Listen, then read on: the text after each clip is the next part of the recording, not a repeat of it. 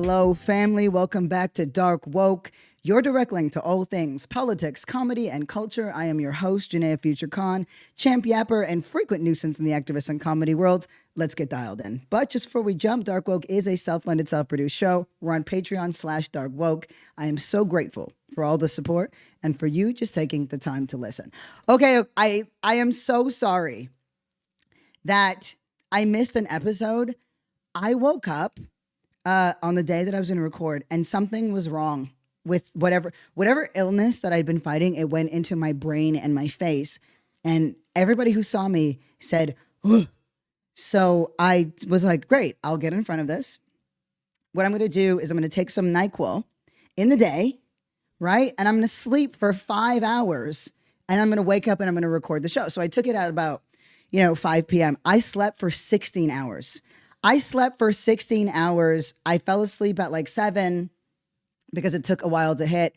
And this is where I made the fatal error. Don't do this, okay? I took a third NyQuil. I'm a little guy, okay? It was like a fucking horse tranquilizer, but do you hear how healthy I sound right now? Don't do this at home. But that 16 hours sleep, whatever happened, all the nastiness in my face is now either living somewhere else in my body or moving out. So I am glad. Anyway, we have a very, very, very stacked episode today. It is hyper-focused on Iran and fucking Israel and friggin' America, okay? But is it going to be peppered in with some conspiracy theories? Yeah. Are we going to be spending a long time talking about the interview with Tucker Carlson and Ted Cruz? And I'm going to tell you this right now. I have never in my life seen somebody that owned. Like, it was so riveting, but it's so offensive to me that it was Tucker Carlson who did it. We have the skills to do this all the time. Do you want to know what it feels like to ally yourself with Tucker Carlson? It's unexpected. Like, it's as unexpected to me as a goth walking onto a basketball court.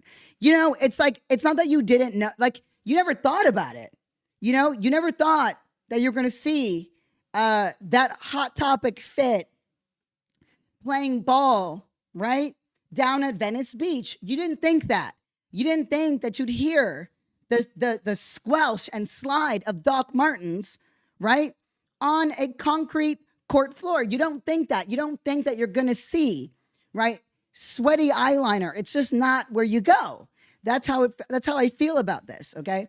But before we jump in, because we do, and then we're focusing on that. I might have too much energy. I might be too well rested. So I have to calm myself down because I'm feeling, ready to go. I'm ready to go. Too much caffeine, but this is good because we're in hell and we could use some energy. We could use some energy when we're in hell. And I want to be very clear about something. We are very much in hell. Like, I've said this before, but it amazes me that in the year 2025, we're like having the same kinds of religious wars. And yes, I'm using bunny ears on that, but indulge me, right? But like religious wars, right? That are from like the 1100s and the 1300s and the 1600s. You know how we keep thinking we're evolved because we have more technology and we have like science, right? And we've learned things. We're doing the same shit. I fear that we're the same basic bitches that we always were, because how is it, right? How is it that Christian fundamentalism is governing our White House right now, right? Jewish fundamentalism is governing fucking Israel, and Islamic fundamentalism is what is shaping Iran and so much of the Middle East. Like, we are dealing with Abrahamic religious wars, and it's embarrassing and infuriating because it's just about theo-fascism and thinking about what's the type of theo-fascism should we deal with? What should we go to? Which one should we choose? None of them. But it amazes me that this is where we are, that, it is just different versions of extremism, and that they have wrangled and finagled their way into extreme powers and are pushing for a type of dictatorship. I hit the dick part in dictator too hard. I heard it and it disturbed me. But back to the point. This is deeply, deeply concerning because, of course, all of these, quote, wars, these religious wars, they're all about economics. They're always economic in nature. They obviously push colonial agendas, all under the guise of, my God, my right. And they all have grievances, except for maybe the Christians. Because okay, Jesus, right? But was he even yours back then? Not yes, but no. Yes, but no, And, it's when you sit back and you really take it in, it's disgusting. It's just different type. And in a way, it makes us all the masses, which is why how we talk about Iran is so important right now. I've noticed a lot of people pushing for ceasefires. And it's when you're saying that, right? Like, I understand there's a general, I'm anti, Netanyahu, right? I'm anti-Israel. I have this blanket stance. They're bombing everybody in the Middle East, being funded by American dollars. And there is truth to that, but it's not the entire truth. And it's not what we're saying over here when we're calling for a ceasefire. It's not reflective of what Iranian people want, even though, right, their lives are at risk. And they are, but for them to live under fundamentalism is a type of death. Okay, so we're going to be talking about that. And you bet your bottom dollar that I'm bringing in the facts. But before that, I want to lighten the mood just a little bit because something has been stressing me out online. Okay, something has really been stressing me out. Okay, there's a little bit of sickness in me, but I'm good. Something has been stressing me out. It's how badly people write today. I don't know what's happened. And I know Twitter is a cesspool. Okay, I know. But the kinds of sentences, the inane, stupid, self-insisting sentences that are masquerading as fucking prose are driving me nuts. And you'll hear the stupidest line and it's got 1 trillion likes. And I'm thinking, this can't be real. These have got to be bots. But what I'm learning is that this goes beyond. This goes beyond. So I pulled up some quotes that I wanted to read. And these are on TikTok as well. Okay? Because I'm now reading horrible prose. I just think I have to read these lines for you. I've got to read these lines for you. Okay, hold on. Look at this. This is one. I don't even know what this is a quote from.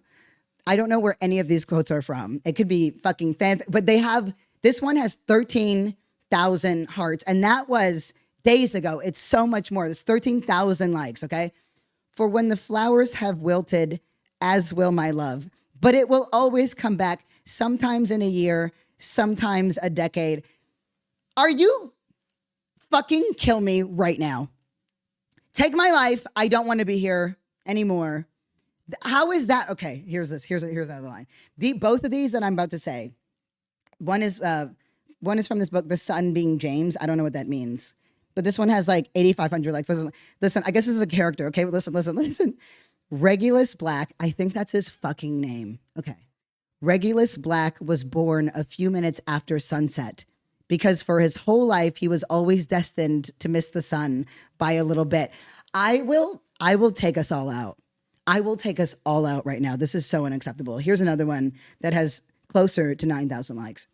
Being touched by you is being blessed by divinity. I know I'm not worthy, but I crave it ceaselessly all the same. Shut the fuck up. Oh my God. Oh my God. Does the world know that we have poets?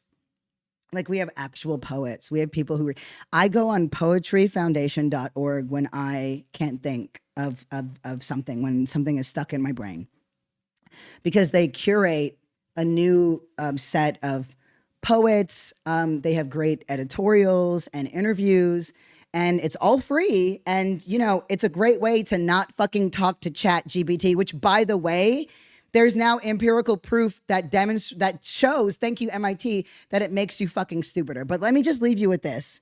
Let me just leave you with this one. This one is a killer, okay? Some say that to die without the sin of love is a price worse than the anguish that comes with it. Ah! No, no, no. I don't want to live in a world like this. We're being punished. This is what I'm so scared for Gen Z. I'm so scared because they think that this is good writing. They think that it's good writing. It's just not. And for the record, I'm not a Hemingway-esque devotee, right? Obviously that's bare bones. But this prose is ornate. Do you know whose prose I actually cannot stand because it's so bloated and burdened by its self-importance is Ocean Vuong. Seems like a really great person. And I think definitely a beautiful poet, but Ocean's work is so burdened by prose, it's often hard to even keep up with what is, you know what? Maybe that's a subsidiary of what we'll do. We'll have our own little like book club where we yap about fucking books. Okay. What do we need to move into? Okay, we're going to move into Iran. We're going to move into Iran because we've talked about a goth playing basketball. I'm going to just say this. We don't need to get into it about what it would mean. What it means that the two closest advisors for whether or not we're going to get destroyed by a nuclear bomb is fucking Pete Hegseth and Laura Loomer. That two batshit crazies, two white supremacists. Both of them have maybe one is pigeon brain, the other is pickle brain, and I don't even know which one is which. They would love what we just read. They would love it. And if any of you do, I promise I won't make fun. I will save you. I will save you. I will save you because we can't go out like this. It's stressing me out how people are screaming for this work. Okay. I'm going to read something to you, okay? I'm going to read something to you. I'm going to tell you right now, this Ted Cruz versus Tucker Carlson thing is fucking epic. It's epic. It takes a lot for me to be like, all right, we're going to listen to Tucker, but the control. So we're going to break down the debate strategy, why it was effective, some of the contradictions. We're going to get into all of that. But I do need us, in the interest of time, to lock in on Iran and the nuance that we're not getting right. I want to remind you, remember in 2020 for 5 minutes, we were posting about Iran and, I'm using the collective, universal we of America, right? But it was oh my God, women, oh my God, the U.S. exited the region and whatever. And that's the thing is that U.S. meddling in the Middle East has actually enabled Islamic fundamentalists rule because they use the that foreign policy that's disastrous, that's deadly. They have assassinated people. They have helped create coups. They've created power vacuums. They've actually put in place dictators across the Middle East, and it's become a region that we just don't leave alone. And now Israel is often the force that is working lockstep with this country to see through its foreign policy agenda through proxy wars. And Donald Trump straight up lied to the American public. I mean, first of all, the fact that he was running on that he was going to be this anti-war guy, but he was also lying about the fact that there was some sort of deal on the table. The Iranian people, right, believed that there was. They genuinely believed that there was, but there wasn't. He had already made an agreement with Netanyahu that Netanyahu was going to bomb the region. Now, in last episode, we talked about the fact that nuance is very important. And this is a break from precedent because despite, right, the fact that America, right, across the Democrats and Republicans completely glaze, right, Israel, that's a line that has not been crossed. That is something that Benjamin Netanyahu has been vying for and pushing for arguably decades, right? And has not been successful until Donald Trump. And I'm going to read something to you. It's because it's in several Iranian friends sent it to me. And this is from an IG page. And it's from, I think, from _ Iran. Okay. So this is what it says. 46 years of conflict between Iran and Israel has escalated sharply, drawing ordinary Iranians into a dreadful war after Israel launched a series of strikes across Iran on June 13th. Since 1979, every generation of Iranian school children has been forced to begin each morning before classes by chanting "Death to America" and "Death to Israel." We would then walk home through streets lined with murals of bombs raining down on American and Israeli flags and billboards counting down the days until Israel's destruction. From the very beginning, the Islamic Republic's leaders laid the foundations for an ideology, Madhavism, built on the promise of a bloody Shia Armageddon, culminating in the conquest of Jerusalem al-Quds, right?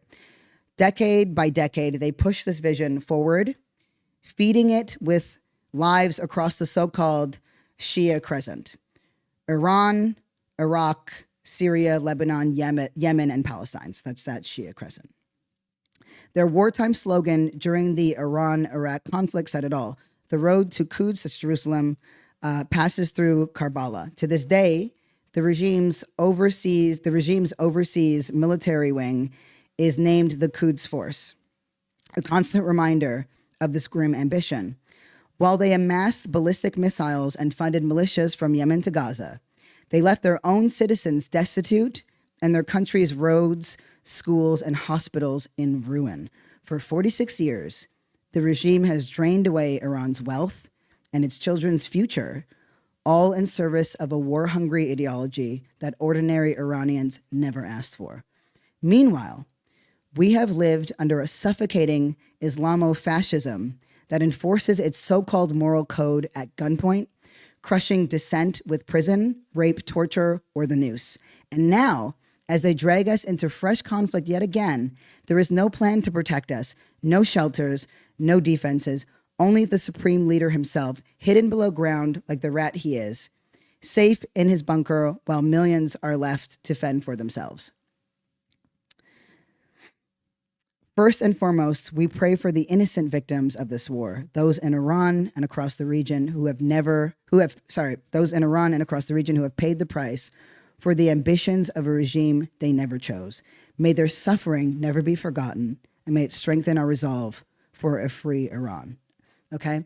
So what that helps us to understand is that the conditions under which Iranians have been living under are horrific. And we posted about it a little bit and we said, oh my God, women can't talk. But right now, as we speak, okay, there are 20,000 political prisoners incarcerated in Iran for speaking out, for any kind of political dissent, right? That could be me really easily. It could be as simple as what I'm saying right here, right now. That's too much. Let alone the fact that, I'm classified as a woman and all these other things. There's so many layers to this. And so why you're not hearing many Iranians calling for a ceasefire themselves is because they are stuck. And this is what I mean, where we're all living in this fever dream, this fascist fever dream that a bunch of boomer fucking crusaders want to wage again. I'm let me be clear. We're not dying in a boomer crusade war, but here we are. And people are. Nobody in Iran wants more innocent people to be bombed. But for many people in Iran, the conditions that they were living under because of American interference was already like death for many people who are in Iran. And there is no, and has been no plan to dislodge the supreme leader or to change or to move Iran into a democracy. So they're not cheering for Israel, right? That's another, repressive regime. But to suggest, right, that we are, in calling for a ceasefire, that we are saving Iranian lives, or that we care about Iranian lives, is to say that we actually don't understand what is happening in the region at all, right? That we are not informed about what is happening in the region at all. This is why it is so important to grow out our understanding of foreign policy. This is why it's so important to actually talk to people who are issue area experts or experts in the Middle East. They don't want to live the way that they've been living. And the hope for Iranians is that somehow that this conflict that's happening between Iran and Israel, right, lends to an Iranian revolution where the supreme leader is overthrown. But that does not mean we have to accept America and Israel's narrative that they're somehow the heroes of this fucking story. They don't give a fuck who they kill. They don't care. They don't care in Israel. They don't care who in Iran they kill, who they murder, as long as, right, they see through their plan. This is about oil, it's about gas, and it's about reserves. That's it, right? And the thing that gets me, the thing that really fucking grinds my gears is that there's an obsession with Iran and its nuclear potential, right? But we never, ever talk about the fact that Israel has nuclear weapons, right? We never talk about that. And it's not because they're an ally. There's not because that actually has nothing to do with it. We're not talking about the fact that they have nuclear weapons because they're an ally. Israel will not allow the United States to inspect their nuclear weaponry and arsenal. More than that, right? The U.S. refuses to acknowledge that Israel has nuclear weapons because then by law, we would have to inspect that they would be subject to American laws around this and international laws around this. It's that simple. So it amazes me. It amazes me to no end the layers on this, the contradictions, my disgust. It knows no ends. I'm pulling up a clip with there's so many clips. There's so many fucking clips, but they're good clips. Here we go. This is what I wanted. Okay. So remember Professor Morandi, who I played for you. He was on the BBC, and he was very catty, but he really took umbrage with the word regime. I want you to listen to this before we get into, because a lot of what Tucker Carlson and Ted Cruz was talking about is in fact Iran and Israel, and the fact that you have certain I don't know, yappers on the right who are speaking out against this bombing campaign and America's support of it. And now we're talking about whether or not America is going to drop a 30,000 pound bomb, and all this shit. That is not a representative of Trump. They're not representatives of Trump base. And more than that, they're not willing to speak out against Donald Trump. So I have to ask what the limits of your morality are. They run around talking like they're these moral people. But at the end of the day, what does it mean to say, I know that this is wrong. I know this is fucked up. I don't agree with this. I think this is evil, but I still support the man that's doing it. What the fuck does that? How could you ever in your mind, call yourself a Christian and by saying you care about the lives of innocents while continuing to support the man that nakedly, right, just murders people randomly on whims. Anyway, this is Professor Morandi of Iran, and he's talking with Piers Morgan. Okay. And a lot of people think, oh yeah, like he totally owned him, whatever. But I want us to listen to it because he does make some important points, because we're going through this thing again where we're seeing in America rampant Islamophobia. The word evil has come up so much to describe Iran and the Middle East. And there's a fucking regime there, but we don't have the moral ground anymore. Anyway, I'm going to play this and we're going to just, but this is Professor Morandi, who we heard on the BBC in the last episode, who's now talking to Piers Morgan. And it's contentious. It's contentious AF. And you advocate the devil. It sounds like a guy who is trying to dictate to women how they should dress, how they should behave. Do you understand that in the West, we look at that as reprehensible behavior? No, in the West, you objectify women, you commodify women, and you sexualize women, and you have Epsteins and many Epsteins to control. Well, we give women the freedom to dress how they wish. Why would you decline them that freedom? In Iran, we have women pilots. So I'm just going to pause it right here. Doesn't this make you fucking uncomfortable? Like these two fucking men just being like, well, our women, we do this. We let our women do this. Well, we let our women do this. Shut the fuck up, you fucking weirdos. Like, all of this is bullshit. Number one, nobody has the higher moral ground here. This is what I find incredible, okay? Now, I'm going to use Piers Morgan as a stand-in for the West and really for America. He's British, but the UK is going to do almost exactly what the United States is going to do because that's the name of the game. When it comes to support and when it comes to where they stand and how much they support Israel and da-da-da-da-da. And now whatever bad publicity that Israel was getting for starving, right? Hundreds of thousands of Gazans, if not millions, right? That this was the PR campaign that they needed. Now CNN's just running spreads, endless fucking spreads on, well, look at this building that's been hit. Well, look at that building that's been hit. And now Israel is once again the victim, but nobody is fucking buying it. But now it amazes me that they're talking like this. I'm just going to let it keep going. And then I'm going to make my point because it gets like so much cringier. But I'm like, it never occurred to any of them that it's weird that you guys are using women. If you're using women as talking points, right? You are not in an evolved society. I don't know why that would need to be fucking said. We have women scientists. My boss at the University of Tehran, the dean of my faculty is a woman. For the 21 years that I've been an academic at the University of Tehran, 17 and a half of those years, the dean of my faculty was one woman or another. Don't misrepresent Iran. It doesn't work anymore, Piers. Your Western empire is on the decline. The whole of the global South is witnessing the crimes that are being carried out by your regimes and your decline. And there he goes, right? So he is now rhetoric matters. And so what Morandi's doing across different media outlets is he's actually framing, right, America and the West as regimes. That's how we typically talk about the Middle East. This is what's typically believed in the Middle East, right? But why I read that statement to you, right, that many Iranian people, that's the experience of them on the ground. It's so important because we can see the contradictions. We can literally hear the contradictions and the lies, right? Because he's not wrong in that the way that the West, the rampant Islamophobia in the West creates all these like really ridiculous narratives about Islam and its oppression of women. And meanwhile, half the women in this fucking country can't get an abortion, are constantly policed on how they dress, don't get paid the same.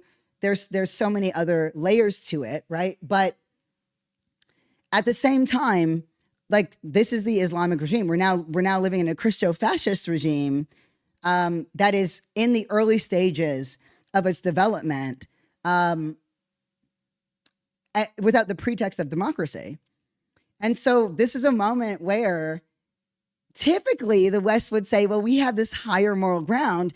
And what Professor Morandi is saying is, no, the fuck you don't. You are not who you thought. You're not who you said you were, and now the world sees it. Regimes are now despised by your own people. You're crushing people, students who are protesting genocide. You're not even crushing students who are protesting your own government for something that they're doing at home. You're crushing students for protesting genocide in another country. But you can't tolerate that. And your media is controlled by a group of rich people. They control the narrative, and you call that a democracy. Your choice is either Hillary Clinton or Biden or Trump. And then when that decision is made, the whole of Europe, Canada, the UK, Australia, and New Zealand fall in line as good soldiers. You don't have democracy. Holy shit, right? You don't have, and he said, you don't have democracy. And there's something true in that, right? And again, we have these, sorry, I just need to close the clip. There is an element of truth in that, right? We know that there is a riggedness to the system. We know how the West kind of works in unison. At the same time, we understand what's happening with the Islamic Republic. They are horrific, right? They do to their own people what Israelis will do to some of their own people and to Palestinians. And so you have these like two like really weird fascistic kinds of narratives grappling for moral supremacy. It's mind-breaking. And it's mind-bending. And, you know, what's interesting is I talked about a little bit about the light that could break through, or like what it means, right? Go back to civil rights, right? We often think, oh, well, we got civil rights because Martin Luther King did this and Rosa Parks did that, and all these women and the bus boycott and all this stuff. And there's layers of truth in all of that. But another inciting reason for why civil rights was enacted, and I can't remember what episode we talked about this, but this is, look at us, all the layers coming together, right? But a key point for why civil rights were passed in the first place was because of the Cold War, right? And that big Cold War between Russia and America. And no matter how America tried to be like, they're communists, they're fucked up, they don't care about their people, everybody's starving, everybody dresses the same, all Russia had to do was be like, look how you treat black people. You guys are hypocrites. You're fucking hypocrites. You literally string them up by trees. Like, when we have black people over here, they're just normal people. We just treat them normal. And, there's layers to that shit too. But there was a lot of, I can't remember what episode this is on. So, if there's a nerd amongst us who remembers, let me know, because we went into it. And it was one of the earlier ones, which is crazy to me. I'm like, gosh, we were hitting early, right? But no matter what America did to try to present itself as this, like, the leader of the free world, you can't be the leader of the free world when you have second and third class citizens, when you have Jim Crow, when you have racial inequality. You can't have international credibility with rampant racial inequality. And so, to call itself the lead democracy of the world, they couldn't. And so it was international pressure and a lot of propaganda that helped sort of push that forward. So when you saw these images from Selma, and when you saw people being brutalized at lunch counters, and when people were getting arrested, and when people were getting, assassinated, this was proof. This was proof to the rest of the world that America was a hypocrite. And so they couldn't deal with the heat, right?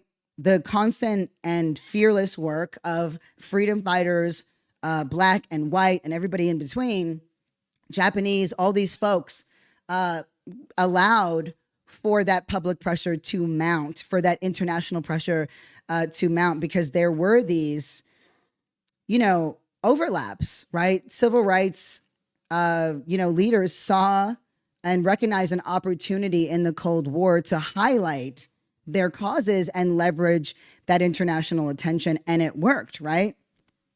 And go back to like Du Bois, right? Du Bois, who was marginalized during the whole fucking Red Scare thing, his work got renewed attention because the critiques that he put of American society resonated with the global anti-colonial movement around racial equality that wasn't considered paramount to America, wasn't that important, right? Like, if it wasn't for these things working in tandem with the tireless, relentless work of people here, we wouldn't have had civil rights, point blank, period, because there was no incentive for it here on its own, right? So there's a moment like this where America, its ass is hanging out, and it's nasty. It's a nasty ass. And, this government, I don't think gives a shit about what it looks like internationally. But it will. There is no way, right, that we go on in the way that we have, where some horrific things don't continue to happen and continue to mount. There are going to be people who speak out more aggressively.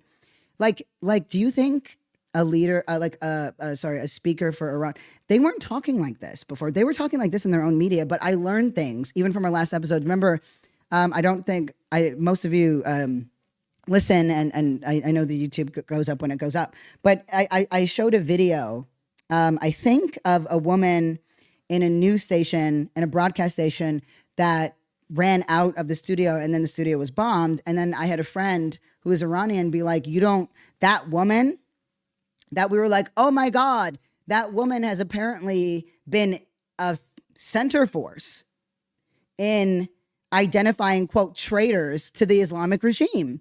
So when I say that we have to be very intentional, like we might not know what the fuck we're talking about because optics are not enough in going into this. We're all in this boat. And so this is a moment for us to be way more intentional because people's lives are on the line, but the Iranian people are willing, some, right? Many are willing to put their lives on the line for the possibility of revolution because their lives already were on the line. And that's something that we talk about hypothetically, because for all that we're seeing some realities of, Christian fascism here, it hasn't been concretized, but it's clearly a work in progress. The Islamic Republic is a fully realized one, thanks to American and Israeli interference across the Middle East, thanks to Russian interference across the Middle East. The Islamic Republic has been able to thrive every time because it is a scenario for the right, for the American right and for American interests that justifies itself, right? It justifies itself. And I mean, do we get into the whole, we're dealing with we're stuck in between theocratic fascism or technocratic fascism? We're going to get there. We're going to get there. First, we're going to hit these clips right now because they're fucking fire. And you're going to be a little bit grossed out because it's Tucker Carlson. But how he handles Ted Cruz is a master class of a debate. It's a master class of asking questions, of pushing, and of course, Ted Cruz got on this show because Ted Cruz would not come talk to us, right? He would not talk to a lefty. He's going to talk to somebody he thinks is aligned with him. He was not expecting this level of contention. And he was aware that Tucker Carlson had said some stuff about this, but you can tell. And because these guys never get pressed, and the second that they do, they have nothing to fucking say. So these are some select clips that give you a very strong idea of the narrative. And it's very good. I'm so sorry to report. So this is Ted Cruz, who is, a Trump dog, a simple bird brain bitch that's, crusty and dusty and musty and very much believes in the realization of believes in a fully realized Israel because that's going to trigger Armageddon where all Jews die. And then it brings on the rapture and the second coming of Christ.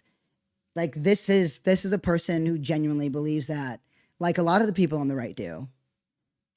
So here's Ted Cruz and Tucker Carlson on the Tucker Carlson Show. And the reason is twofold. Number one, as a Christian, growing up in Sunday school, I was taught from the Bible, those who bless Israel will be blessed, and those who curse Israel will be cursed. And from my perspective, I want to be on the blessing side of things. Of those who bless the government of Israel? Those who bless Israel is what it says. It doesn't say the government of, it says the nation of Israel. So that's in the Bible. As a Christian, I believe that. Where is that? I can find it to you. I don't have the scripture off the tip of my. You pull out the phone and use the Google. It's in Genesis. But so you're. Did you see how he said that? He goes, "What's that? What's that in?" And Cruz says, "I don't know. You can just hit the Google." And then Tucker says it's in Genesis, and he keeps going on. That right there, he's undermined his opponent. Right? He's undermined his opponent. His opponent has overstepped, right, and said all of this is because. It says this in the Bible. So this is a thing that I follow because this religious authority has said that this is what I follow. And then he can't even name where it is, right?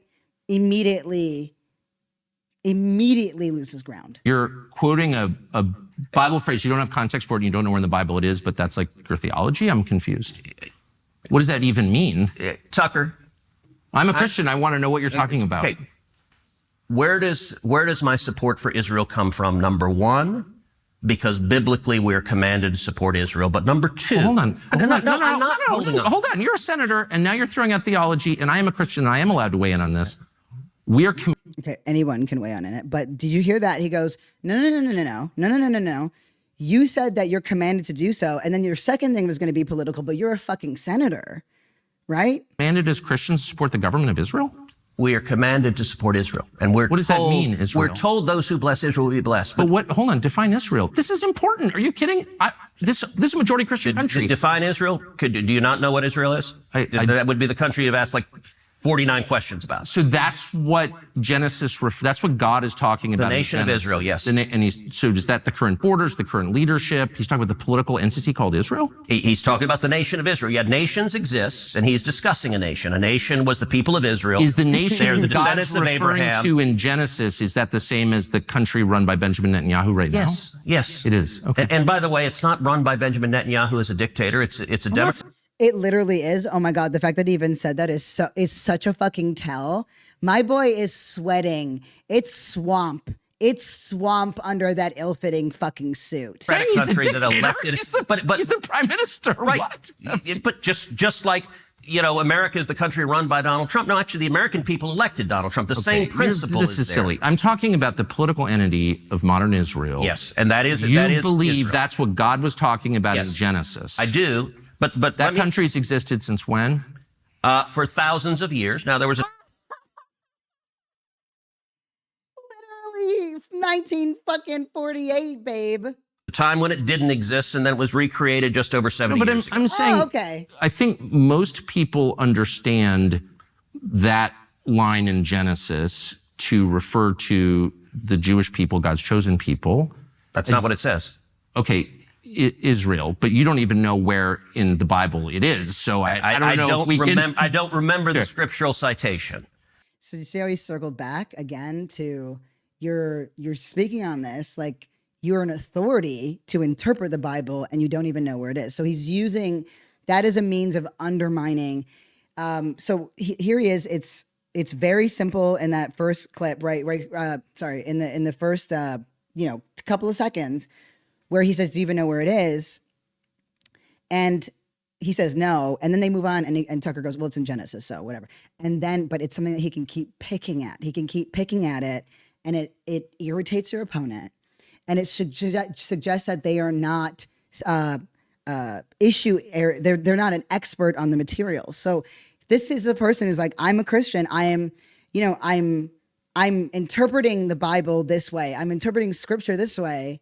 And if you can't even identify or talk about what it means, and you don't even know where it is, then you are not an authority. And that's essentially what Tucker has established in this exchange. But, okay, It's like Genesis 16 or something like that. But yes, it's in the earlier part of the book. But the point is, all right, Tucker, you keep interrupting me before I finish my sentence. It's just important to know what you're talking about. Yes. I don't know what so you're saying as a Christian, if I believe in Jesus, I have to support the modern state of Israel? No, I'm not saying that. I'm explaining for me what my motivation is. But okay, so I'm just trying to understand. You said God tells you to support the modern state of Israel in the Bible, in some place in the Bible that you heard about, but you don't know where it is. That's your theology? You're going back, am I a sleazy feline again? I mean, if you accuse me of anti-Semitism again, I will say that, but I don't think you will. Okay, do you guys see what I'm fucking saying? Like, this shit is nuts. Like, if we all weren't going to die because of these fucking deranged lunatics, this would be so much better. No, we're not actually going to. A part of us might, because we hate them and they're so ugly. And it's hard to grapple with the fact that the same kinds of men, boomer, weirdo, extremely wealthy men that are not even an accurate reflection of actual men, right? Not even modern men, that are ruining our lives because they and using the pretext of whatever name they gave God to justify some of the most horrific acts of violence and oppression. And this is exactly why we need to censor the fact that there is no unique experience of oppression. There's no unique experience of pain. There's no unique history to people, because it is that belief in that terminal uniqueness that is used to justify extremism, right? Okay. Now, this is a great clip now where you're going to hear other traps that are set, but you're also hearing the logic that we don't get exposed to, we don't get to read, we don't get to see because they hide it, of the justification, the logic, the things that these fucking weirdos tell each other all the time. Tucker Carlson, Candace Owens, and a few others, Dave Smith, who is Jewish. These are folks who are now they're very anti-Israel. They're anti-Netanyahu. They're interrogating why Israel has so much influence over America. They're pushing America first. And then, so it's them. And then you have people who skew far more anti-Semitic. I wouldn't say that Tucker Carlson is at all. I think Candace Owens has maybe dabbled in conspiracy theories that 100% are anti-Semitic but that's kind of what she does. I don't watch enough Tucker to know, but then there are people who are 100% classified and openly call themselves anti-Semites. And that's like Dan Bilzerian and Nick Fuentes, who are very, very critical of Israel, very critical of Jewish influence on American Congress, very much, they're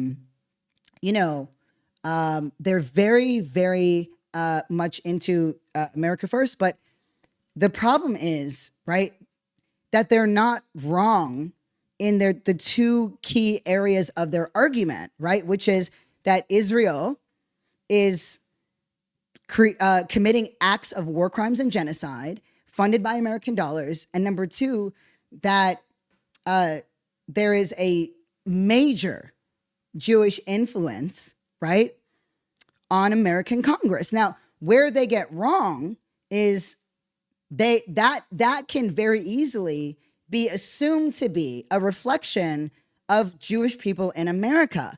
Neither of those two key points are examples of Jewish people in the world or of America. The Jewish diaspora is very much in line with criticisms of Netanyahu, of criticisms of Israel. Some of them don't like either, and are highly critical and disgusted by entities like the ADL and AIPAC. But my thing is, if we don't actually name this beyond Zionism, which invites a debate and whatever, then we are letting anti-Semites classify it as Jewishness versus saying Jewish extremists and extremism and fundamentalism or Judaic, whatever we need to be able to swallow the fucking pill. Because if we don't generate discourse that actually names the unification and the wedding of white Jewish fundamentalism and white Christian fundamentalism here in America, then we're letting anti-Semitism actually be the maker of rhetoric, right? Because they're talking about something and we aren't. And Zionism is no longer expansive enough or nuanced enough to grab what we're saying. And it's happened a couple of times, right? And I haven't, that's a lie. I have the piece. I haven't put it out yet because that I wrote on Jewish extremism. Well, it's a rough draft, but because I want to keep fostering, like I in my video, I made a little reel and I named Jewish fundamentalism, and I named it in the context of Islamic fundamentalism, or Muslim extremism, and I name it with Christian extremism and Christian fundamentalism. And yeah, some people took umbrage to that, but when it is examined or challenged, there's not much that they can say. Now that's going to create some resentment, but I also want to make sure that I'm being responsible. I don't want to create, harm, but sometimes harm is inevitable. Oh my God, look at the time. Okay, no, I got to keep this going. We got to keep going. Here's clip number 2. Pay attention to the traps that Tucker Carlson sets for Ted Cruz. Fuck, this is so good. I'm so mad. I don't know the population. At all? No, I don't know the population. You don't know the population of the country you seek to topple? We're talking about Iran. Did you hear that question? You don't know the population of the country you seek to topple? How many people live in Iran? 92 million. Okay. Yeah. How could you not know that?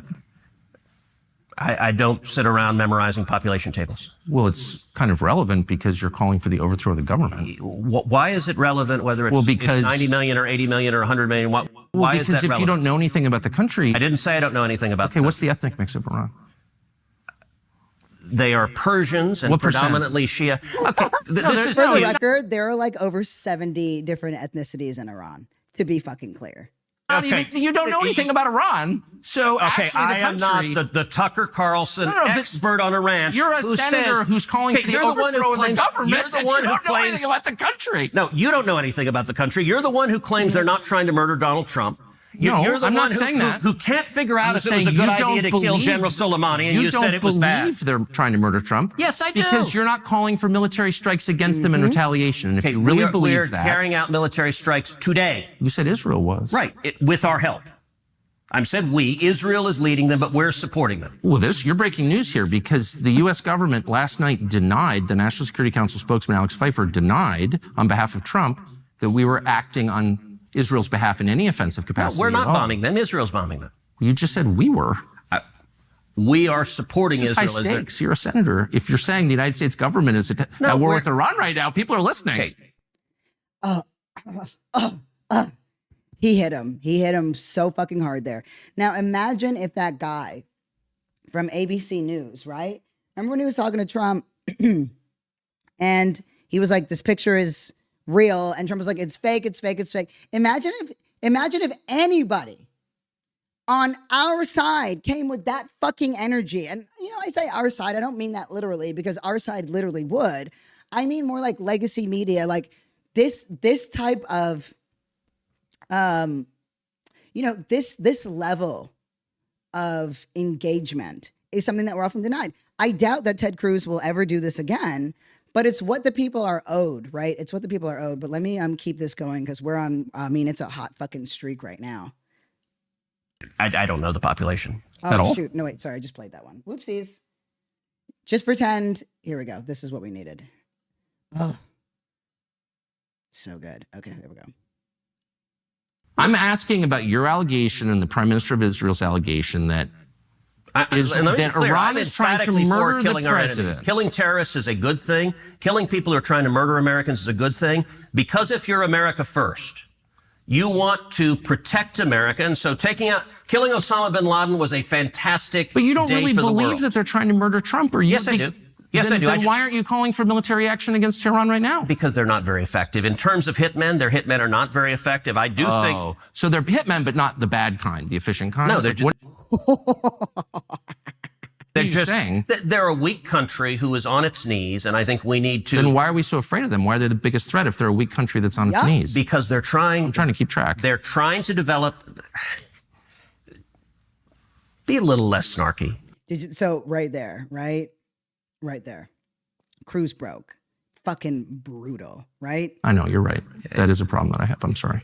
I'm asking... Did you hear that? He said, be a little less snarky. And then Tucker Carlson goes, I know you're right. It's a problem I have. I'll be a little less snarky. Unbelievable shit. Fuck me. Truly, truly as unexpected as a goth playing. Oh, weird. A post that I pulled up had been deleted. I'm going to try to figure out which clip that was. But in the meantime, so I'm going to pull this over here. But in the meantime, it stays good. It stays pretty fun. It stays incredible. Okay. Oh, probably not, but they share a lot. We don't share all of our intelligence with them, but we share a lot. It's a close alliance. So they're talking about Israel right now, and specifically, the Mossad, which is, their FBI, their CIA, their, whatever, spy intelligence. Spy domestically in the United States? Oh, they probably do, and we do as well. And friends and allies spy on each other, and I assume all of our allies spy on us. And that's okay with you? You know what? One of the things about being a conservative is that you're not naive and utopian. You don't think humans... So what this is right here is Ted Cruz trying to run back to the fucking left, and we're the reasonable ones over here, and we know it's not gonna fucking work. We have nothing to do with this shit. You guys made sure that we had nothing to do with this shit. But he's trying to fall back on this thing and say, like, this is rational, and he's kind of implying that Tucker Carlson is thinking and acting like a lefty. And it's a very subtle, insidious sort of challenge that is just, not gonna fucking work. It's a desperate grab. Are all part of the reason socialism doesn't work is the mantra from each according to his abilities to each according to his needs doesn't work. As a conservative, I assume people act in their rational self-interest. So it's conservative to pay people to spy on you? It's conservative to recognize that human beings act in their own self-interest, and every one of our friends spies on us. And I'm not... Do you like it? That's my question. I'm not asking whether they have motive to do it. Of course they do. I understand that. And by the way, I'm not mad at them. And you're an American lawmaker, so I just want to know, hold on. I want to know your attitude.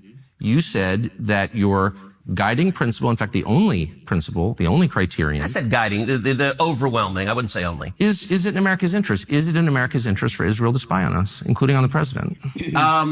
It is in America's interest to be closely allied with Israel because we get huge benefits for it. And you want to see the clearest? But I just want to stop on the spying for a second. That it takes place, as you know, and including on the president of the United States and several presidents. And I just want to know if that's okay and why is it okay? Wouldn't an American lawmaker say to a client state, you're not allowed to spy on us? I'm sorry. I know why you want to. I'm not mad at you, but you're not allowed to. Sure. And I don't care for it. I don't want to be spied on by you. It's kind of weird not to say that, but you don't seem able to say that.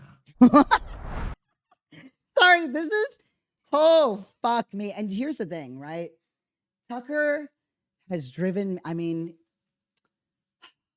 something that stresses me out all the time, is how good they are, right? Like, don't get me wrong. Back in the day, Tucker Carlson got his whole ass eaten up by eaten up by Jon Stewart, right? When he was younger. And I think he fucking hit the books and never let that, he was like, I'm never going to let that happen to me again. And he didn't. And, he really peddled a lot of really dangerous shit. I don't want us to lose sight of the Tucker Carlson that was on Fox News. And he's still that guy in so many ways. Like, he really pushed white nationalist propaganda. He really created the narrative that Black people, you okay, Sula? You okay, honey? She's just staring at me. She might be getting hot. I'm only going to be recording for a little bit more, okay? He created, the narrative about, Black people that are, criminals, always wanting more. They never accept enough. Like, he was really talking that talk for a really long time. But he's extremely charismatic. And he's extremely sharp. And, in a way that I think he's incredibly smart. I think he's incredibly smart and very complicated in a way that is hard for me to deal with because it makes him nuanced, and it's hard to think of people who have done so much harm as nuanced, but he is. In a way that I think Candace Owens is becoming somewhat nuanced, but I don't think she's as good as him. Tucker Carlson doesn't need to read off a teleprompter to destroy. He doesn't need endless amounts of notes in front of him that are, curated by a team of people. He is actually capable of handling that shit himself. And to be honest, there's only a handful of people that I can think of that can operate at that level off the dome. Did he do an exorbitant amount of prep on this? I'm sure.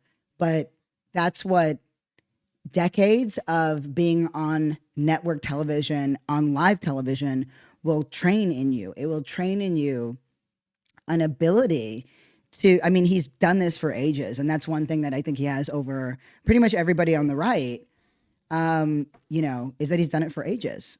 Here's him now talking about AIPAC, and you knew this shit was coming. You knew this shit was coming. Here we go. So I've never taken money from the Israel lobby. Have you? He starts out with, I've never taken money from the Israel lobby. Have you? Shit. Taken money from the Israel. From AIPAC. So AIPAC raises a lot of money for me, but it's actually a misnomer because the people who raise money are individuals. Right. So it's not the PAC itself, but they're individual members who believe in the American-Israeli friendship. Doesn't he fucking sound like a weasel? Ugh. AIPAC of foreign lobby? No, it's an American lobby. It's the AIPAC stands for the America-Israeli Political Action Committee. What does it lobby for? So, to be honest, not a whole lot effectively. Listen, I came into Congress 13 years ago with the stated intention of being the leading defender of Israel in the United States Senate. Great. And I've worked every day to do that. AIPAC, a lot of times, AIPAC I wish were much more effective. Like, there are folks online who are in the fever swamp of terrified of AIPAC, and AIPAC... I'm not terrified of AIPAC at all. You're the one who seems a little uncomfortable when I'm asking. No, not uncomfortable at all. I'm just asking what AIPAC does. My understanding, having known a lot of people who work at AIPAC, is that it lobbies on behalf of the Israeli government. Wrong. Oh, okay. When was the last time AIPAC took a position that deviated from Prime Minister Netanyahu? Okay, so right there, though, right? Typically, when somebody says you're wrong, the reaction that we see, especially between men, is very big, right? No, I'm not. You're this. See here, right? In the oh, okay, right? It's actually he's intrigued that Ted Cruz would take that hard a position, right? It suggests such confidence, right? Such certainty. He's actually undermining it by not having a reaction, and then asks, and then right off of that, asks a more pointed question. I'm just going to pull that back so you can hear it. Okay. Right here. Hold on. Let's go back. Really Here. government. Wrong. Oh, okay. Did you hear that? Oh, okay. Now listen to the question that he asked that is more pointed and more direct. It's When was the last time AIPAC took a position that deviated from Prime Minister Netanyahu? Yup. So here's Ted Cruz. Ted Cruz is saying, hey, actually, there's more nuance to AIPAC than you think. I'm not taking money from AIPAC itself because you don't know what a PAC is. No, I'm taking money from individuals. And he's like, yeah, but it's a foreign entity. He's like, oh, no, it's not. It's not because, it's made up of individuals. Some of those individuals will be from here. So now Tucker Carlson, so he goes, you're wrong. So Tucker makes that, makes the claim that, this is a foreign thing. He goes, you're wrong. And he goes, and so Tucker says, oh, okay. So when is the last time that something AIPAC wanted deviated from Netanyahu? Listen to Cruz's response. All the time. Name one. He said, name one. Oh my God. Like he immediately, name one. Oh, that exchange. I'm sorry. I'm pulling it back one more time. Like, I need us to take fucking notes. Having known a lot of people I who could tell you, is that it lobbies on behalf of the Israeli government. Wrong. Oh. So he goes, it lobbies, the assertion was it lobbies on the behalf of the Israeli government. He goes, wrong. Okay, now I'm just going to let it play out. Oh, okay. It's When was the last time AIPAC took a position that deviated from Prime Minister Netanyahu? all the time. Name one. Okay. Let me go back and give a little history. If you want to do a deep dive on AIPAC, I don't. I want to do a shallow dive that gets... No, I'm not. Holy shit. Again, a fucking mastery. Like, this is a moment where I was like, oh yeah, one day we're going to fight. And I'm almost there. I don't even know. No, I could handle this. But this is nuts to me. Like, this is nuts, right? He goes all the time, right? AIPAC votes in a way that is not aligned with Israel's interests all the time. Tucker says, name one, right? Once again, Ted Cruz overcommits because in our media, there's so few challenges, and just generally, not just in legacy media, across all these fucking podcasts, all these shows, they're all soft lobs. They're all easy. They're all useless, right? The questions, they're not being challenged. Name one. And he can't. So he goes, we need a little history here. If you want to, and then Ted Cruz tries to regain right. You want to do a deep dive. And Tucker says, no, I don't want to do a deep dive. I want a shallow dive, which pushes you back to just name one. I'm not asking you to explain and prove all of these things, which you seem to be taking on for yourself for some inexplicable reason when I've just asked for this very small, reasonable thing that should be at the top of your head if what you're saying is actually true. If it happens all the time, why wouldn't you just be able to name one? No. I want to get to the core question. AIPAC is lobbying for a foreign government. And it's not. No. It's lobbying for the United States. It is lobbying for a strong U.S.-Israeli relationship. Okay. So it's not has nothing to do with the foreign government. It wants America and Israel to be closely allied. Okay. So I want to be clear. When he goes, so it has nothing to do with the foreign government. Part of the reason why Tucker answered that and that Ted Cruz refused to commit to that, right? To say like, yes, or no, is because in order for Tucker to ask that, he already knew the answer. And Tucker would have lit his whole ass up. Okay. But it's lobbying on behalf of the interests of another country. So that's not true at all. And if it's not true. No. How much contact do you think AIPAC leaders have with the government of Israel? No idea. I Any, imagine you think? some. I think the government of Israel is often frustrated with AIPAC Do you think because there's AIPAC's not nearly strong enough. Do you think there's any coordination between the government of Israel and AIPAC? Do they talk? Sure. If you're lobbying for more U.S.-Mexico trade, would you talk to people in the U.S. and Mexico and the government? Sure. Like if... So I'm not mad about that. There are a million countries that lobby Washington. I like a lot of those countries, including Okay, Israel. but AIPAC are Americans. They're not Israelis. Hold on. There are tons of Americans who lobby on behalf of foreign governments. I know them. I'm related to some of them. I know how it works. I'm from here. So my Holy shit. Oh, question is not, is it outrageous? I know how it works. I'm from here. I mean, he's so fucking bitchy. I love it. So my question is not, is it outrageous that foreign governments lobby the United States? They all do, okay, including Israel. My only question is, why don't we admit that is what's happening? You're denying it, but it's true. Yeah, and but because what you're saying is false. Why aren't they registered as a foreign lobby? Because they're not. I mean, Jeebus. Boy, howdy. Okay. So that right there. Okay. Truly one of the best exchanges I have seen. And I wouldn't even call it an exchange. But that's the level of interrogation. That's the level of challenge that we should be using for, for fascists. What is incredible, though, is that it was able to happen. The hard part with this is they won't do this again. They would never go on CNN. They would never do this. They would never do that. Is that you're seeing a podcast or a show, right? Like a streaming service, like a streamer. That's kind of what Tucker Carlson is now, because he's not in legacy media. But this is their own folks. So there's a way that MAGA is sort of bending in on itself. The clip that's missing now, because it got deleted, and now I'm sort of figuring out why. It took me a second to figure it out because I have so many fucking clips open, which is, appropriate. There's a clip where Tucker Carlson, I can't like find it live. It wasn't the most important one, but it's where he says, where Ted Cruz is like, well, you wrote this thing where you said that you were against America, and Trump taking up Israel's war with Iran, that you were against that. And he goes, yeah, I'm against that. I don't think that should be happening. I don't think that's in line with America First. And he goes, well, you were criticizing Donald Trump. And Tucker takes umbrage and he goes, no, I'm not. I'm criticizing a decision. I actually love Trump. I like him. We just talked the other night. And now it makes sense actually that got deleted, because I'm sure, I don't know who posted it, but I'm sure it probably didn't have the impact that they wanted it to have. They won't turn on him.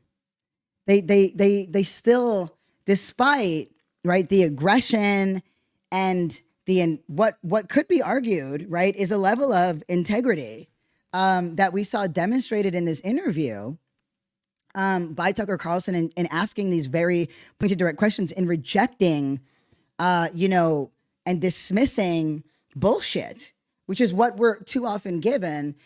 It's not enough to have him actually roll on Donald Trump.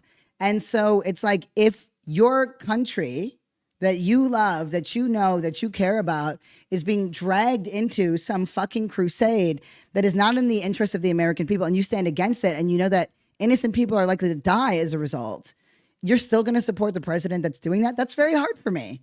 You don't have a higher moral ground for that, right? At all. And it amazes me because, these are folks who very strongly have relationships to their religious identity as Christians. That's true of Carlson.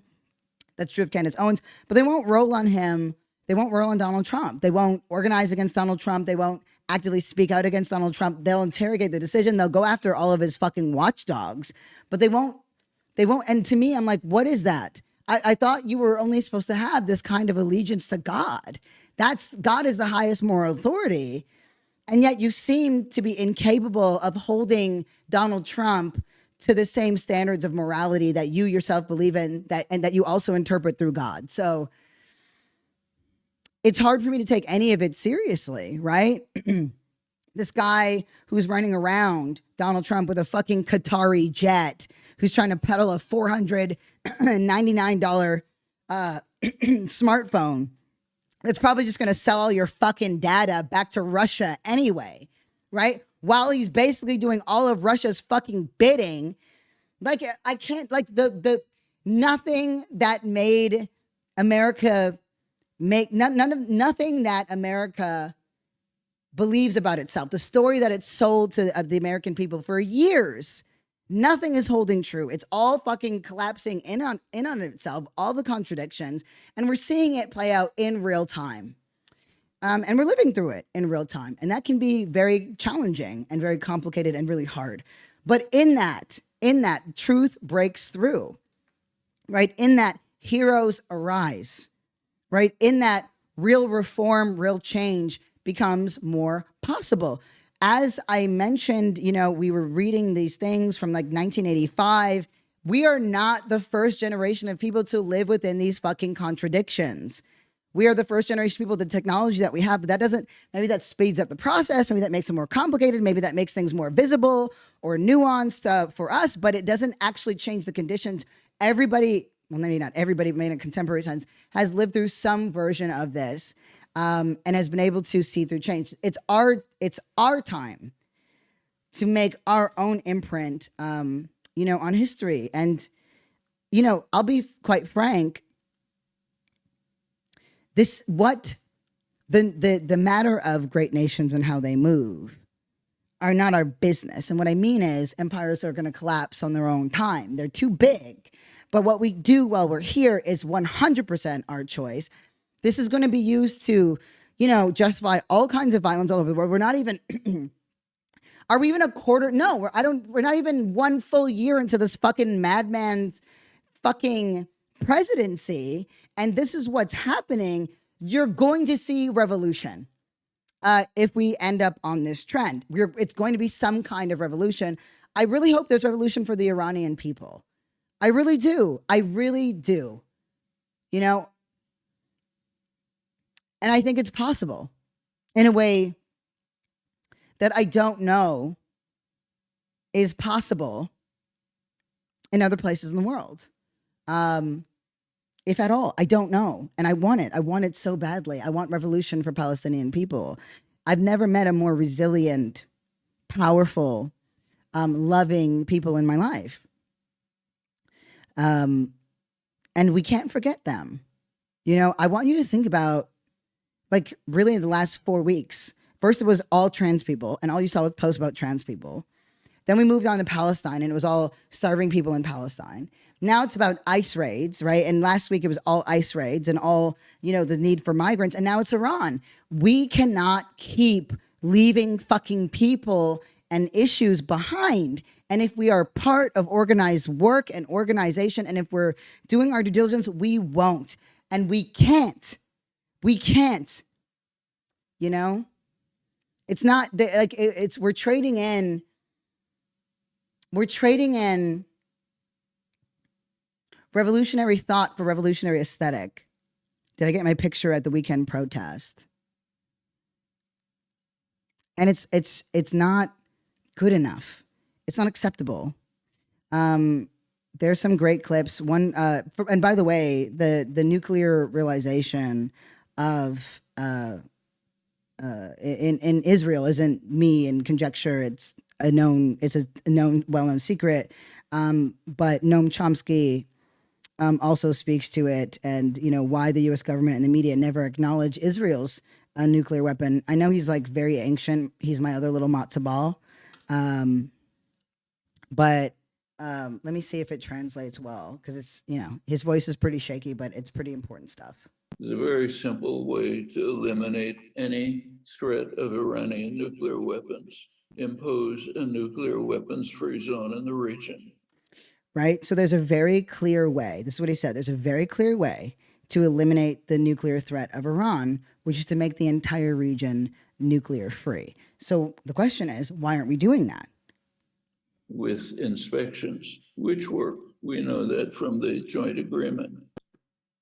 So there's a precedent for it already. We know that with inspections, it works. There's a joint agreement. This has already happened. Why not? Arab states are strongly in favor of it. They've been pressing it for 25 years. Again, so remember that Middle Eastern experts, Arabs, experts here in America, everybody has said Iran was at the table. Everybody, Yemen, Syria, everybody, Lebanon, everybody wants this peace deal. Everybody wants a nuclear-free region. Trump dangled it in front of the American people like it was something that he wanted after running as the pro-peace fucking, candidate. And it was all a fucking lie because Israel wants war and we'll give Israel what it fucking wants. Iran is in favor of it. The global South, G77, about 130 countries strongly in favor of it. Europe's raising no objections. So what's the problem? U.S. won't allow it. Why won't the U.S. allow it? Well, there's a country called Israel, which has a major nuclear weapons system, happens to be a U.S. client. The U.S. will not permit Israeli nuclear weapons to be inspected. In fact, the U.S. does not even officially recognize that Israel has nuclear weapons. Claims we don't know, which of course is nonsense. Everyone knows. And there's a reason for that too. If the U.S. were to acknowledge it, U.S. law comes into play. And it can well be argued that U.S. aid to Israel is illegal because of its development of nuclear weapons outside the international framework. Neither political party in the United States nor the intellectual community wants to open that door. So nobody will talk about this. So therefore, we may march into a war in the Middle East. It's a grave threat because we want to ensure that U.S. aid to Israel is not threatened. Like unfucking believable. Am I right? Like they won't, the U.S. will not allow Israel inspection of Israel's nuclear arsenal because they have it. You can't impose a nuclear-free region when one party has a fucking nuclear threat, a nuclear bomb, nuclear arsenal, which Israel has. No one in America on either side of the aisle, or really in the intellectual community, as Chomsky says it, acknowledges this fact, right? So the truth is, it's even more insidious than we thought. There never was any intention, ever, and I don't know how far back it goes, of having peace in the region, because that would mean eliminating the nuclear threat of the region, having a nuclear-free zone. What you're also hearing is all of these, we just hear, and it's been in the news, it's been so disgusting, the evil threat, the evil Muslims, right? The evil Islamic regime, the oppressed women. We've heard all of this rhetoric come out as Muslims being described as barbaric, right? As barbaric. When really, even the Islamic fucking Republic wants a kind of peace. And it is Israel that does not. And again, the Islamic Republic is vicious and awful and disgusting. And they are in power because of Israeli, Russian, American interference, with heavy emphasis on America. It's like we put these people in power and then we judge the countries for the people who run the country, make it make sense. You can't talk about this. Actually, if the American population was aware of this, I don't think they'd be very happy about it. So the press is very careful never to discuss it. The New York Times came close a couple of months ago and said, why don't we move towards a Persian Gulf nuclear weapons free zone? Persian Gulf, omitting somebody. In fact, it added Israeli nuclear weapons are non-negotiable. Okay. Well, thank you for the editors for your honesty. Now we know what's going on. Israel's a loyal client state It's a base for US power in the region, has been since 1967. We're not going to allow any interference with that. And it's a sensible position on the part of the Godfather. And it might drive us to war in the Middle East, a major war. So this is the beginning. It's not hyperbole. I mean, it is hyperbole in a way. Like, there's no imminent nuclear threat to America. That's just not fucking real. But that's the privilege of being here in the West, right? It's a threat to Arabs. It's a threat to Muslims. It's a threat to everybody everywhere. And so as you might find yourself called, though, and here's where that nuance is important. I want to remind you again, as you find yourself called to be like, ceasefire, like, da-da-da-da-da, ceasefire, ask yourself, you know, how you would be able to hold these two sides, right? Which is Israel is barbaric, and their treatment of their racism and their treatment of Arabs and Muslim people is barbaric and disgusting. Israel is a regime, and that they are in an active, right, war of sorts, right? The strikes, the airstrikes, et cetera, have been escalating. This is the fifth day. We'll see if it keeps progressing and to what extent. We'll continue to follow to what extent America gets involved. But you really have two fascistic regimes facing off with each other. And we're all just fucking collateral damage.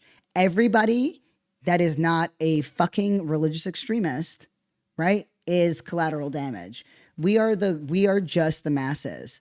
And there's something really unifying in that. And I think that's who we need to champion. That's who we need to cheer on. We don't need to cheer on fucking Israel. We don't need to cheer on fucking America. We don't need to cheer.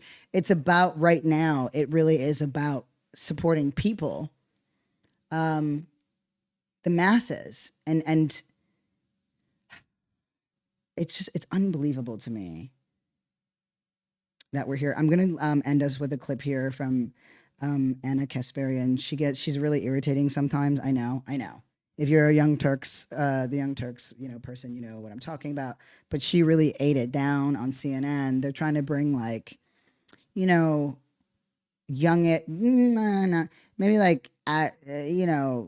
different types of talent, which I see them doing it. I'm like, okay, I see you guys doing it.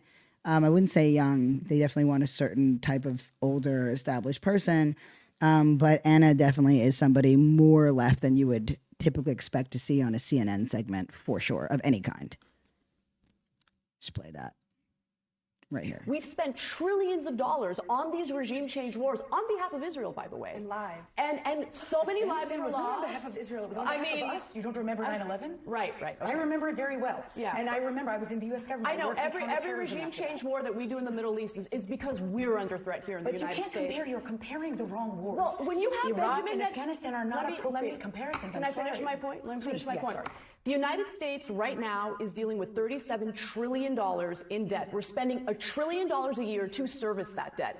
Israel had an economic surplus in 2021. We haven't had an economic surplus since 2001. These bunker buster bombs cost $3.5 million a piece. I'm with MAGA on this. The actual genuine America First she's crowd. sitting here arguing a MAGA case that, frankly, Donald Trump, a couple months ago when he was in the region, he gave a major speech where he said, regime change is not the policy. He said it's been a disaster for the United States and for the world in the Middle East. So Trump was saying almost word for word, I have to say, what Anna just said. Okay, so very true. And remember, so I played this so that we can start to see the folding, right? The folding of how our talking points are starting to align. It's the horseshoe theory, right? When you get into really, really actual extremism, you're going to have reflection points between the left and the right. Because at the tip of the horseshoe is definitely the most extreme things, but there's a coming together in between. And that's where sense lives. That's where reason lives. That's where balance lives. And it's interesting. It's something to be mindful of because, of course, we also have, you go down, further down the horseshoe, and you have the nihilism on the left and the nihilism on the right, although one is like, I will kill everybody else. And one is like, I will kill myself. So, it's a bit fucking different.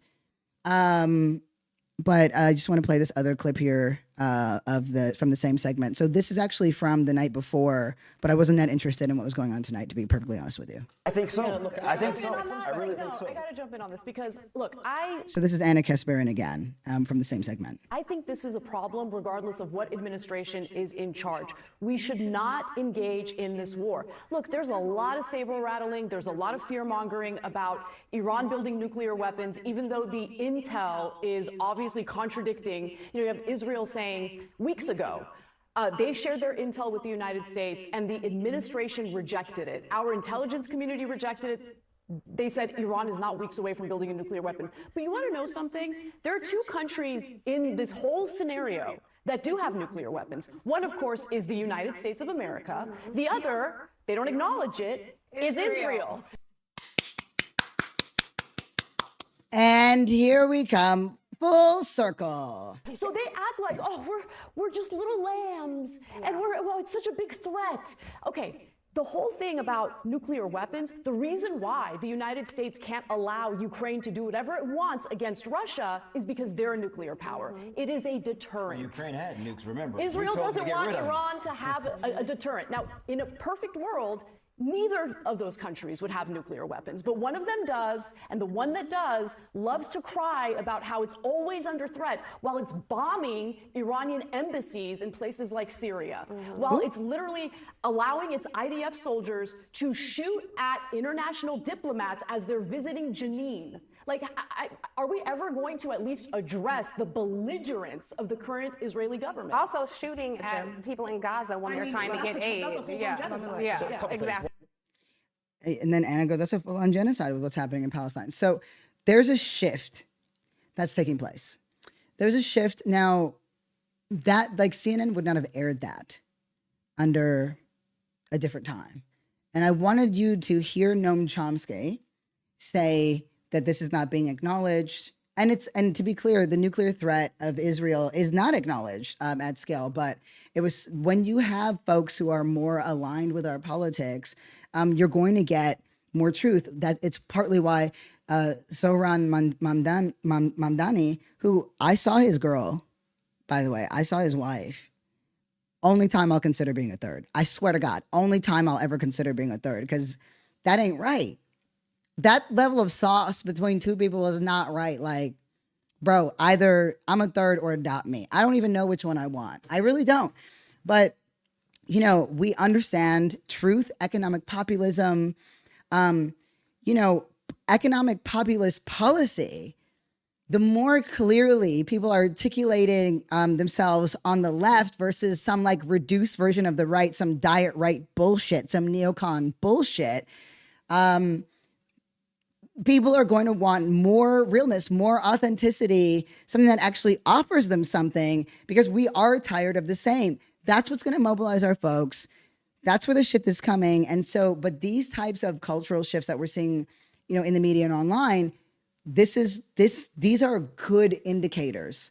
It allows us time to unify. And it's also like, the riffraff doesn't give a fuck about foreign policy. Like the fringy left, they couldn't give a gun. It's all about waxing poetic. They're going to go for cheap answers. And our job, I think, is to go in with a little bit more curiosity. Because again, obviously I was like, holy fuck, innocent people in Iran are dying because of this, right? That's what I was talking about in my last episode. And I still am like, holy fuck, innocent people in Iran are going to die because of this and are dying because of this. But now I'm also like, innocent people in Iran were already dying because of the Islamic Republic, right? And now they're going to be dying because of the what? Judaic Republic? Funded by the Christian American Republic? We are all under duress by these Abrahamic, and people are always like, yeah, it's not really about that. I'm like, yeah, duh, I know. I read. Don't make me write one of these terrible prose lines. Don't. I'll do it. I'll start doing it. I'll really start doing it. Okay, we are at time. I've got to finish my little writing. Thank you so much for forgiving me. Honestly, I did not mean to sleep for 16 hours. It was good. I was extremely disoriented for like 5 hours after I woke up. Yes, I'm recording this very late. It's totally fine. It's totally fine. There's going to be, if you will indulge me in a couple more weeks of a little bit of upheaval because I have to find a new place to live. But that's later in the month. Tomorrow, but some of you are going to listen to this early. Some of you are going to listen to this later, but we're rolling out the stuff for Transfix. We couldn't, because, you know, I was like all sick or whatever. It's going to be great. Sometime, you know, in the morning. It is on Juneteenth, you know. Yay! Free the fucking people. But I'm in the shit with you. We're doing this fucking together. We are going to make this shit make sense. Not the stuff that's happening. That shit is evil and illogical. But what we do, what our contribution is, some of you are already making contributions. Sometimes we think, how are we ever going to possibly fight back this system? And all it takes is just a few of us doing what we know to do and doing it consistently. That's it. That's it. That's all it's ever taken. That's why the very idea of you is so threatening. That's why the National Guard is out here in fucking Los Angeles, because it's just the idea. It's been America's entire foreign policy in South America forever was, the idea of revolution, kill it. Immediately kill it. You know? But here we are. Here we are. And, you know, I am a big believer. I don't believe, you know, that there's, you know, what's that saying? Oh, everything happens for a reason. I don't believe that. I don't. I never have. But I do believe that there's a reason for why everything happens. I think that when we interrogate and examine what that reason is, why some people are losing Medicaid, why this, that, and the other, I think it gives us agency, it gives us language. And when we have those things, we have the tools to fight. So here's to the good fight, and here's to you. I'm going to try to squeeze in an episode tomorrow. There's a bunch of inspections that are happening throughout the day. But I owe you one. And I'm going to do my best to bring it. And if not, I am suddenly starting to make some social media content. So, you know, but you all know where to find me. And yes, I still have updates on the show. Give me until next week when things are a little more grounded. I think whatever sickness was trying to take me, it ain't winning. It ain't winning. Listen to how clear I'm sounding. So mostly, right? I'm sounding clearer. You know, do not take 3 NyQuil. Don't. It was a bad idea, especially for a little guy. Okay. With that, I just want to say thank you so much. Ooh, that's so loud. Oh my God. For listening to Dark Woke. It means the world to me. This show really is a labor of love. We've got new episodes dropping all the time. Don't forget, I'm supposed to say this stuff about where it's available. It's podcasts everywhere. It streams everywhere podcasts do. We're on Patreon at Dark Woke. You know, if you want to hit me up, I'm at darkwokejfk@gmail.com. Shit's really starting to fucking move, y'all, like, for real. Like, it's gonna start. We're gonna start to see things go. I hope you're ready. And I just want to say shout out to you, the listeners who make it everything possible. Love you. Peace.